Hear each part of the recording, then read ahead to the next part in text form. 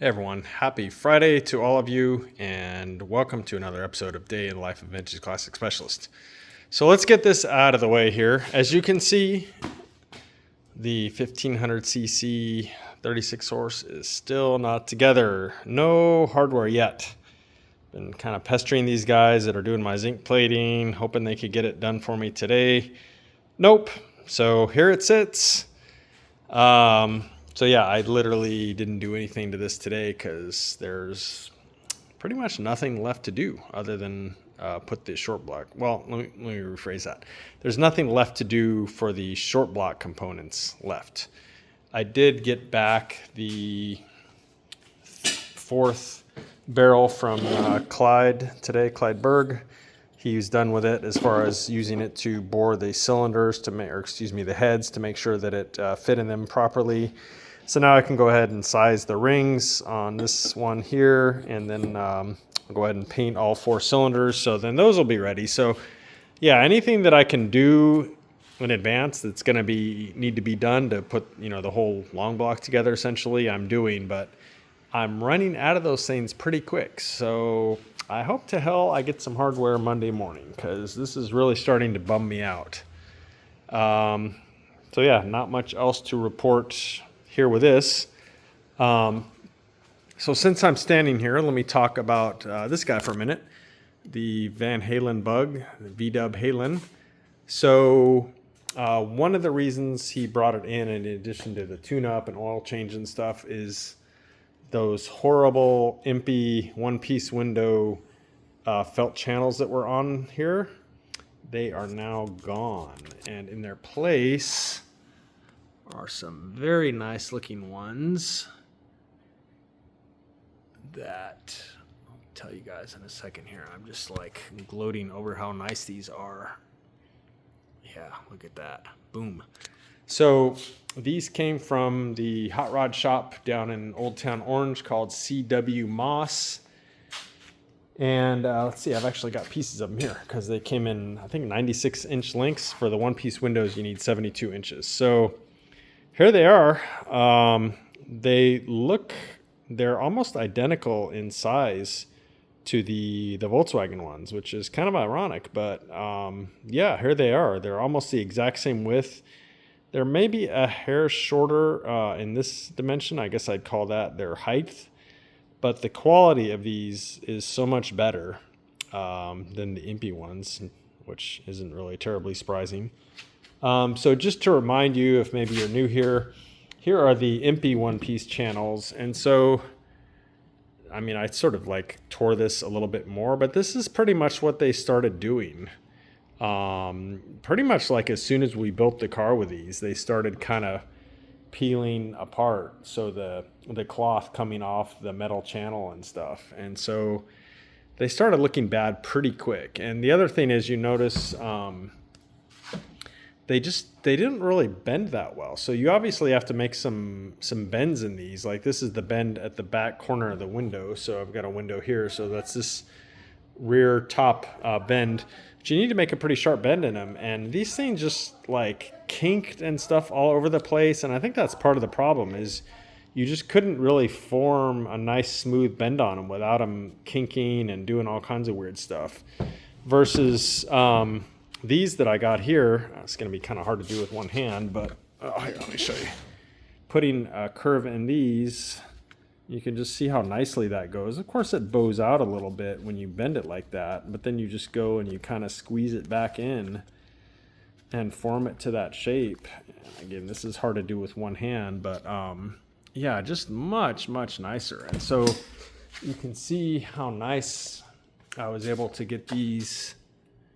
If I can get this thing to focus, yeah, so look at that. Night and day difference there. There we go, yeah, look at that. Beautiful. And so, yeah, I went ahead and pulled out the crappy impy ones and was able to leave the inner and outer scrapers undisturbed. Thank goodness, because these were a huge pain in the ass. But yeah, I was able to get the old scrapers out and then kind of fish these down in here. I formed this curve first, and that's why I had that piece of glass there, spare window glass, to form that tight curve. And then the rest of the curves are pretty gentle. So I formed that one and then kind of like shove that up into here, and obviously have this going down into there, and then put the front of it down, which goes down to, I don't know, like probably here somewhere. And then, yeah, just start pushing it up into the little clips that hold it, and super, super nice. So this window is not adjusted yet. This one is all adjusted and everything. I'm pretty happy with it. I did have to re-glue the lift channel, so I don't want to roll this up and down at the moment, but I do have it going up and down pretty nice, and it comes up into the channel pretty good. Pretty happy with it overall. It's at least as good as it was before as far as how it rolls up and down, but you know, cosmetically it's like 100 times better.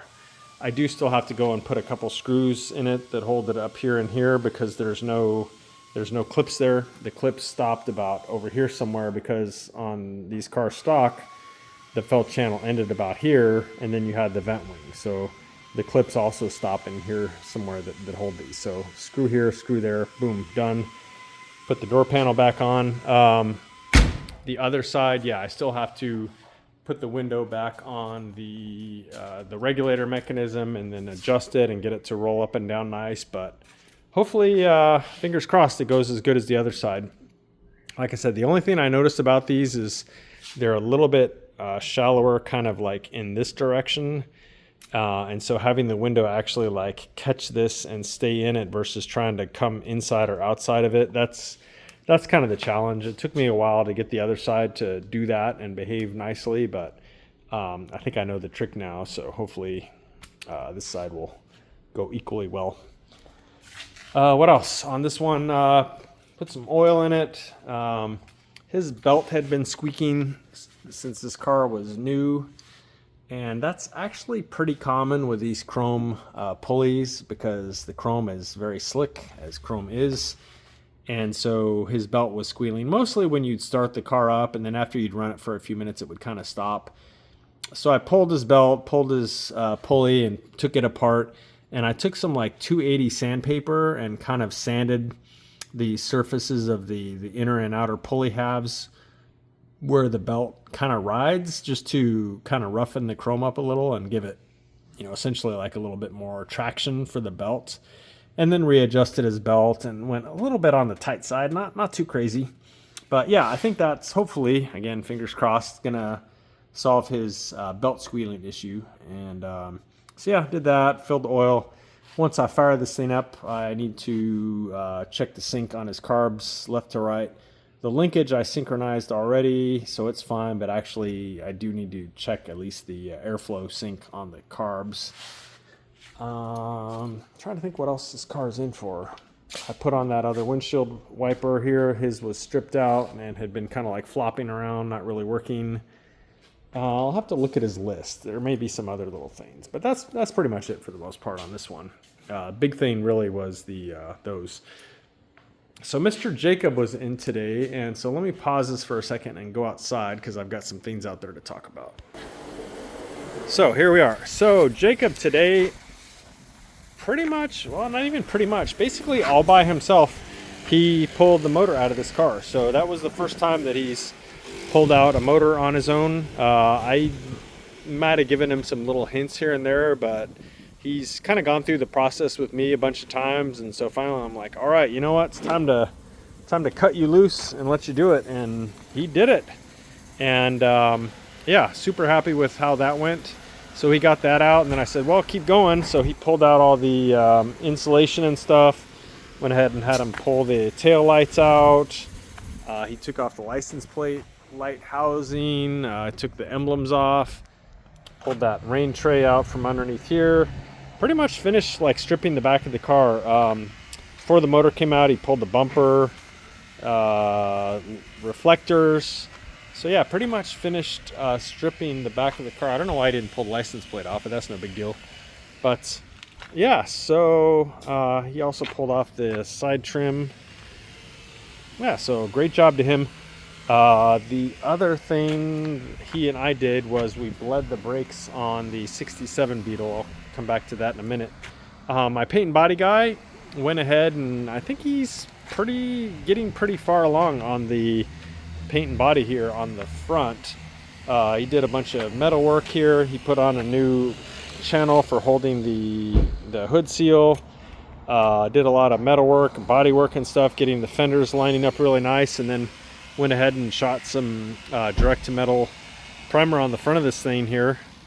So yeah, looking good. Progressing pretty fast actually. He's just basically started paint and body on this week, and he's already got the front like pretty far along. I'm actually really happy. So let me go back inside real quick. We're done talking about these two. All right, so here we are. So yeah, that's the other thing Jacob and I did pretty much as soon as he came in today, is we went ahead and bled the brakes on the 67 here. And yeah, pretty much went pretty textbook here, brake bleeding. And this brake system on here is stock-ish. Basically, we've got upgraded to front disc brakes. So stock spindle disc brake kit. So basically just adapters that bolt onto the stock spindles in place of the backing plates and stuff there.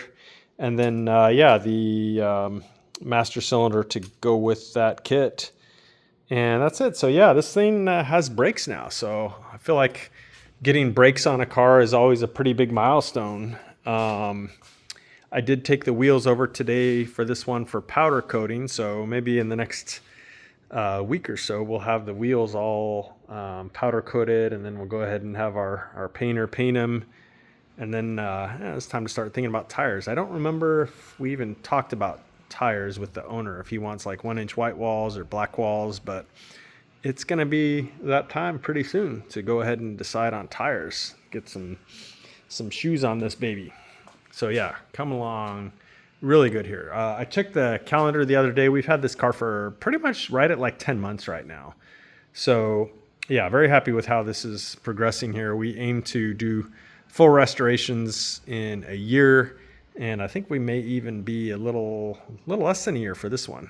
Super clean car though. This car has been very cooperative, much more than some of them. Don't want to name any names, but you guys can use your imagination. But yeah, brakes, boom. So that is actually, oh, this is the motor out of the Ghia, by the way. So it's pretty much like as rusty looking as the rest of the car, but the tin on it seems to be in really nice shape as far as not being all, you know, dented and beat up looking. So it'll clean up nice. Anyway, so for real, that is it for today, guys.